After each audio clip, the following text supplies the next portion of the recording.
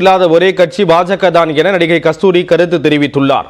News 18 தொலைக்காட்சிக்கு அவர் அளித்த பிரத்யேக பேட்டியில் காவி கொள்கை உடையோர் விஜய்க்கு வாக்களிக்க மாட்டார்கள் என்றும் சிறுபான்மையினர் ஓட்டுகள் விஜய்க்கு வந்து சேரும் என்றும் கூறினார்.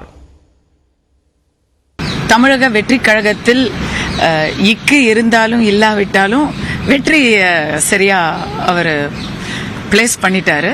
அதுவும் கடந்த 2.5 ஆண்டுகள்ல எதெல்லாம் மாற்றங்கள் வரும்னு நினைச்சோமோ அதெல்லாம் வரவே இல்லை. ஒரு கையெழுத்து கூட சொன்ன கையெழுத்தெல்லாம் போட்டுல யாரும். என்னெல்லாமோ நடக்குது, அதை நம்ம பார்த்துக்கிட்டு இருக்கோம். என்ன மாதிரி எத்தனையோ பேர் சினிமாவில் ரசிகர்களா இருக்கிறவங்க எல்லாம் ஒட்டுமொத்தமா ஓட்டு போட்டிருந்தா இன்னைக்கு விஜயகாந்த் அவர்கள் முதலமைச்சராக இருந்திருக்கணும், கமல் அவர்கள் எம்எல்ஏவா இருந்திருக்கணும். இதெல்லாம் நடக்கலையே. ஒவ்வொருத்தருக்கும் அத்தனை பிரச்சனை இருக்கு. மாசம் 1000 ரூபாய் கொடுத்துட்டு 10,000 ரூபாவுக்கு தலையில சுமையை ஏற்றி வச்சிருக்காங்க. ஒவ்வொருத்தரும் லைஃப் இஸ் a ஸ்ட்ரகிள். அடுத்தது நமக்கு என்ன விடிவு கிடைக்க போகுது? யார் நமக்கான உண்மையான ஒரு அரசை கொடுக்க தகுதியானவர்கள் மக்கள் தேடிட்டு இருக்காங்க. விஜய் அவர்கள் அதுல எந்த இடத்துல ஃபிட் ஆகிறாருன்னு அவரே இன்னும் சொல்லல. எனக்கு தெரிஞ்சு பாதிப்பில்லாத ஒரே கட்சி விஜயுடைய அறிக்கைப்படி பாஜக தாங்க. காவி கொள்கை இருக்கிறவங்க பாஜக தான் ஓட்டு போட போறாங்க. அவங்க ஜோசப் விஜய்க்கு ஓட்டு போட போறதில்லை. இவருக்கு மைனாரிட்டிஸ் தான் ஸ்ட்ராங். மைனாரிட்டிஸ் ஸ்ட்ராங்கான ஓட்டு பேஸ் யாருக்கு இருக்குன்னு பாத்தீங்கன்னா டிஎம்கே காங்கிரஸ்க்கு தான் தமிழ்நாட்டில் இருக்குது. இவர் காங்கிரஸ் தான் மொத்தமா கபலீகரம் பண்ண போறாரு. அந்த கூட்டணி தாங்க. அந்த கூட்டணியில இருக்கிறவங்க தான் சமூக நீதி கூட்டணி. அங்கதான் கை வைக்கிறாரு இவர். தன்னுடைய தலைவர் அண்ணா மாதிரி காமராஜர் மாதிரி திண்ணையில படுத்து தூங்குறாருன்னு சொன்னா அந்த தலைவனோட தொண்டர்கள் வேற மாதிரி இருப்பாங்க. விஜயை பார்த்து விஜயோடைய வழியில வரணும்னு நினைக்கிறவங்க அந்த மாதிரி இருக்கிற வாய்ப்பு குறைவு.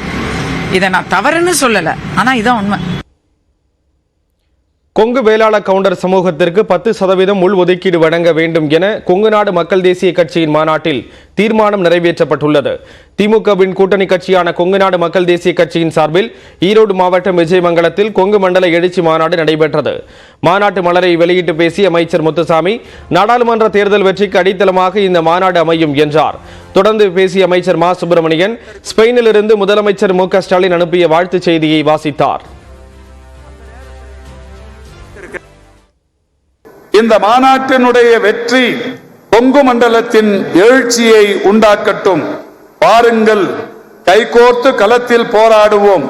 கொங்கு மண்டலத்தோடு சேர்த்து தமிழ்நாட்டையும் முன்னேற்றுவோம். வரும் நாடாளுமன்ற தேர்தலில் 40க்கு 40 என்ற இலக்கை அடைய போராட்டத்தை தொடங்குவோம். வெற்றி பெறுவோம்.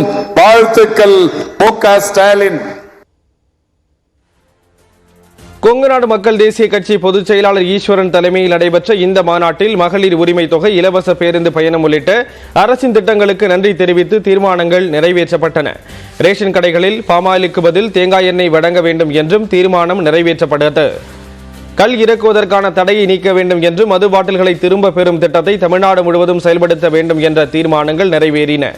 குறிப்பாக பிற்படுத்தப்பட்டோர் பிரிவில் கொங்கு வேளாள கவுண்டர்களுக்கு 10% உள் ஒதுக்கீடு வழங்க வேண்டும் என்பன உட்பட மொத்தம் 27 தீர்மானங்கள் நிறைவேற்றப்பட்டன. பாஜகவில் இணைய சொல்லி அழுத்தம் கொடுப்பதாகவும் ஒருபோதும் அது நடக்காது என டெல்லி முதலமைச்சர் அரவிந்த் கெஜ்ரிவால் தெரிவித்துள்ளார்.